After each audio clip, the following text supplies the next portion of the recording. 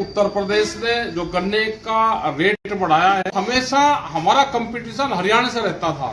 हरियाणा अभी भी आगे है, योगी जी कोई कमजोर नहीं है, लेकिन इलेक्शन 2027 में है तो अभी जो 400 गन्ने का रेट करा है और जो दूसरी वैरायटी है उनका 390 करा है, लेकिन शुगर फैक्ट्रियां या दूसरी ओर वे हैं मिलें हैं, वे उस पे जो रिजेक्ट वैरायटी है उस पे लगाने पे बैन करती है, उसको खरीदने पे बैन करती है, अर्ली वैरायटियों को ज्यादा प्राथमिकता देती है।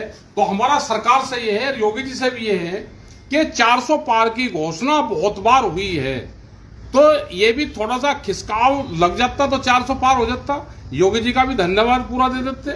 लेकिन 27 में इलेक्शन है, योगी जी भी और गन्ना किसान भी अपने आगे 2026 में अपने आंदोलन की तैयारी रखें, क्योंकि इलेक्शन 27 में होंगे, अभी बढ़ गए तो आगे गन्ने का रेट आगे भी बढ़े, उसके लिए सरकार भी तैयार है, किसान भी तैयार रहे।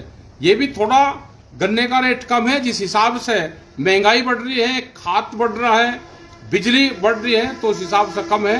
तो आप सभी किसानों को यही कि आपने जो आंदोलन करे, जो पूरे प्रदेश भर में ज्ञापन दिए गए किसान संगठन द्वारा, तो उसका यह नतीजा है कि आज सरकार ने सूद ली और गन्ने का 400 के आसपास लगाया, 400 लगाया, लेकिन 400 पार नहीं करा।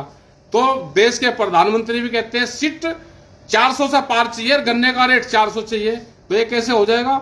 ये तो गन्ना किसानों के साथ में अन्याय हुआ। और आगे जो दो और भी जो फसलें हैं उस पर भी सरकार ध्यान दे, उनकी खरीद करवावे। खास करके धान का सीजन चल रहा है, जो जीरी का जो सीजन चल रहा है, इस पे सरकार ध्यान दे, उसकी खरीद करवावे। बहुत सस्ते रेट में धान बिक रहा है। हम अपना हरियाणा में ले जाना चाहते हैं तो वहां नहीं जाता, अगर हरियाणा में ज्यादा महंगा बिकता है तो वहां पे ले जाने की छूट करे, प्रशासन रोक करना। जब देश के प्रधानमंत्री ने कहा कि अपनी फसल हम कहीं पे भी बेच सकते हैं, तो हमारी फसलों को क्यों रोका जाता है? तो आपका बहुत बहुत धन्यवाद सभी किसानों का। अपने आंदोलन पे ध्यान दो, सरकारों की नीति पे ध्यान दो।